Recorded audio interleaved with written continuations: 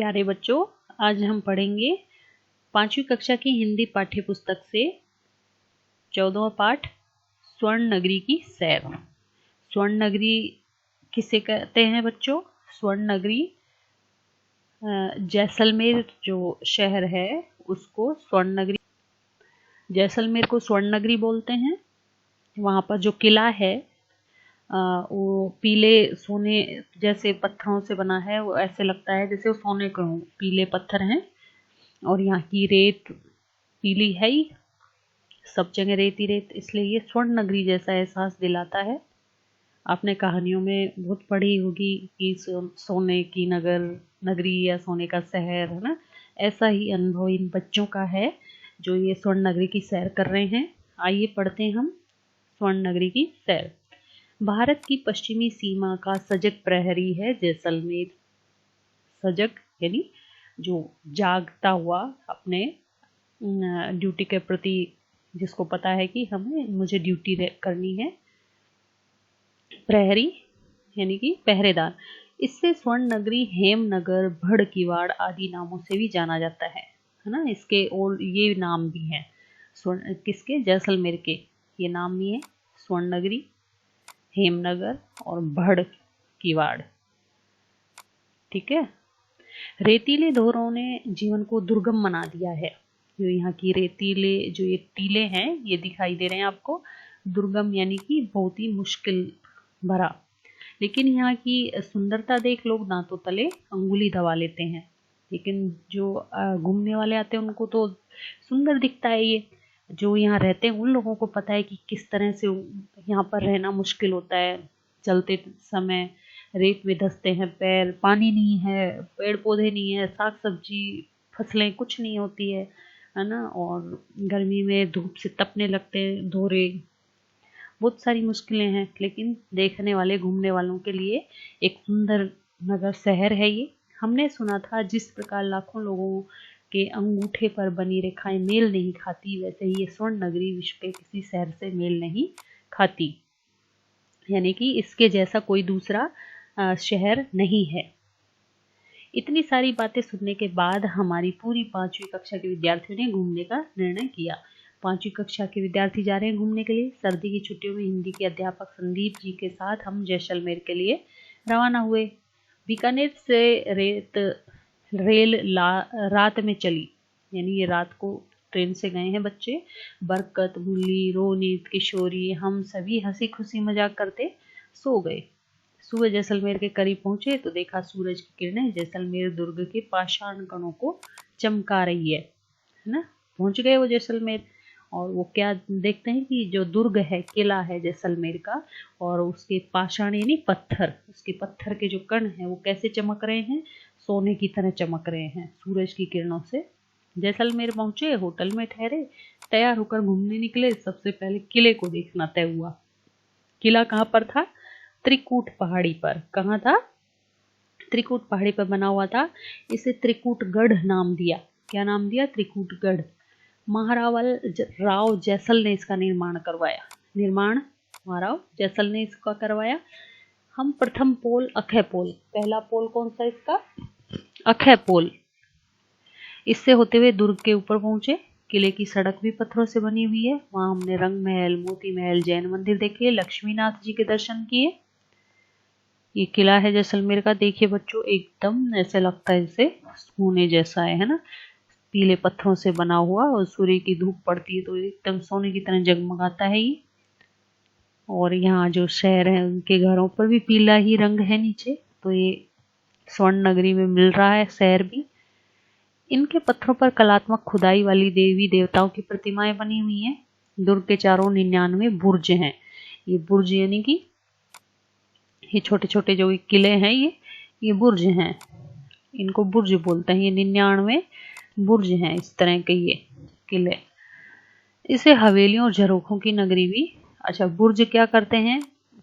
दुर्ग को मजबूती प्रदान करते हैं।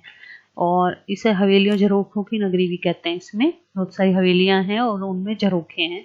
पटुओं की हवेली, नथमल की हवेली, सालम सिंह की हवेली आदि दर्शनीय हवेलियां हैं।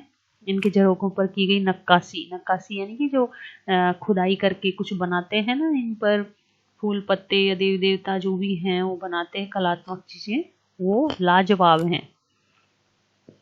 इनका सौंदर्य देख हम आश्चर्यचकित रह गए। हवेलियां देखने के बाद हम गड़ीसर गए। कहाँ गए?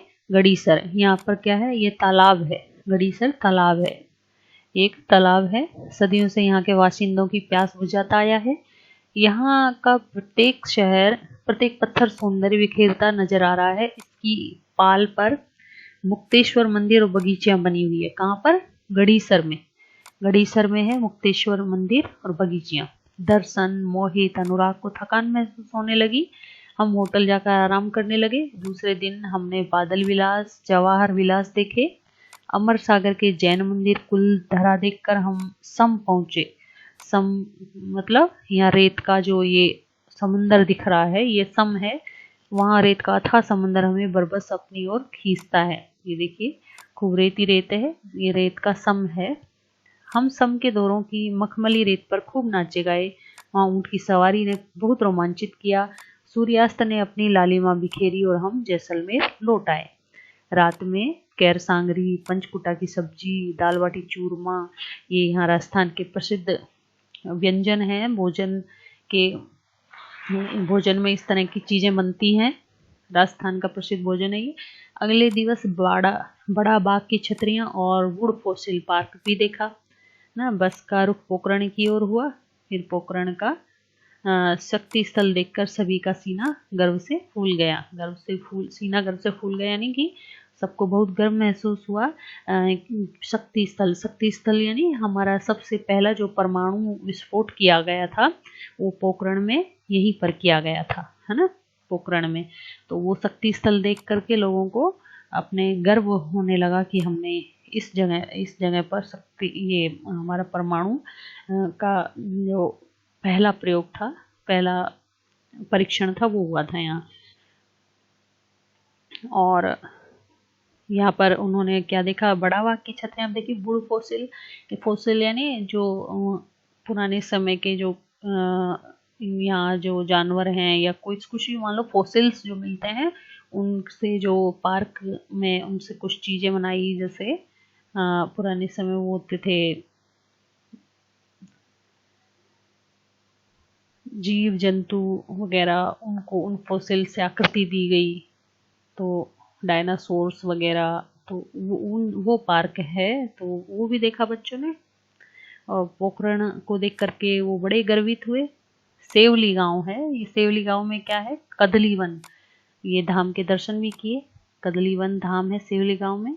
बस बीकानेर की ओर चल पड़ी। फिर इसके बाद कहाँ गए वो? बीकानेर की ओर।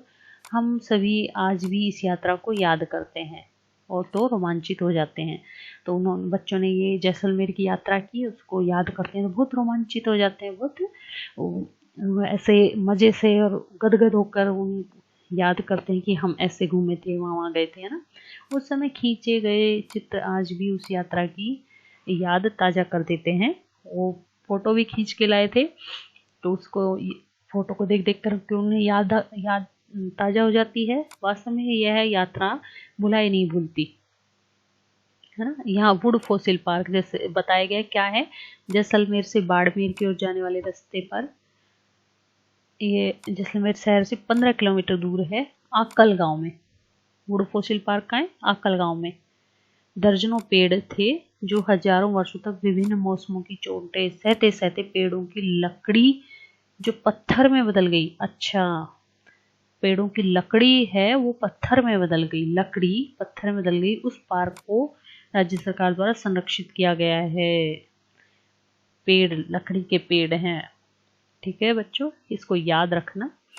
Would fossil park. और यहाँ पर अन्य जीव जंतु वो जो पुरानी वो मिलती हैं हड्डियाँ या फिर पुराने फॉसिल्स हैं, वो भी इस पार्क में सहेज कर रखे गए हैं। ठीक है बच्चों, ये आज हमने पाठ पूरा कर लिया है। इस पाठ को पढ़ना, ठीक है, और इसके कठिन शब्द बता देती हूँ,